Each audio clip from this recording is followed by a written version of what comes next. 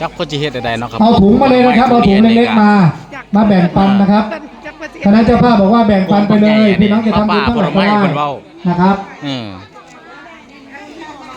แบ่งมาให้พระคุณเจ้าก่อนแบ่งไปลงวัดก่อนมังคุดด้วยนะครับมังคุดไปที่วัดด้วย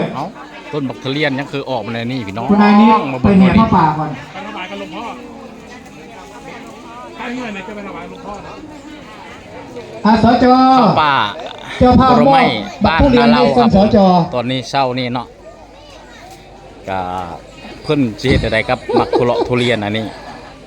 หิวเมื่อบ้านเลยเด้อเอามอบก่อนเพิ่นมาประมูลเอาบ่หรือในใดมันจะมีหูหิ้วอยู่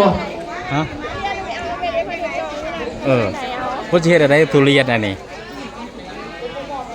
เพิ่นประมูลเป็นลูกบ่หรือในใด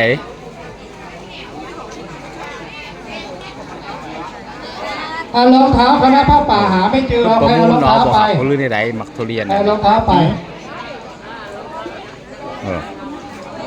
ผ้าป่าผลไม้นะครับผมเพิ่นก็มารองเท้านักร้องหายเราบ่ลื่นในใดรองเท้านักร้องหายผมกับผม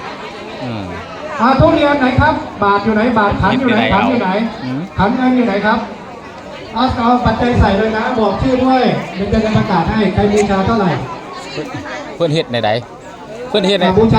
นใดเอาครับทุเรียนเพิ่นให้เฮ็ดในใดเอาเนี่ยเอาแล้วก็เอาเงินไปบริจาคไปจ่ายแต่ละหน่วยบ่แต่ละหน่วยราคามันก็มีบ่หรือในใดบ่หิ้วไปก่อนเลยนะครับหิ้วไปเลยเอาเนาะเฮาสิบริจาคเท่าใดก็ได้บ่มี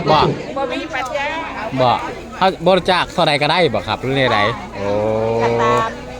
ตามศรัทธาบ่โอ้เดี๋ยวให้กรรมการหยิบให้กันแล้วกันเนาะแม่จ๋าเอากรรมการทางรถไปช่วยหน่อยเร็วกรรมการก็จะหยิบให้เราทำบุญทำนี้เราจะหยิบให้ประมาณนั้นเนาะ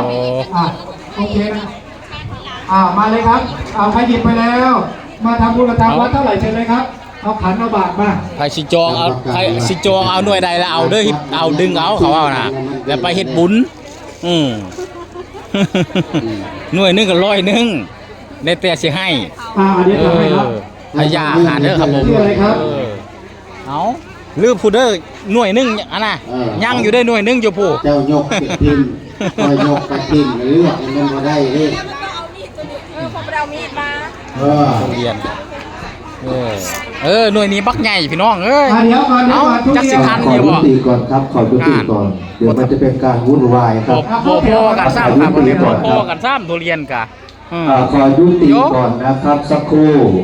คณะกรรมการของหมู่บ้านไปไหนเข้าไปในศาลาด่วนพ่อกันซ้ำขอยุติก่อนครับขอยุติก่อนเดี๋ยวมันจะเป็นการวุ่นวายครับ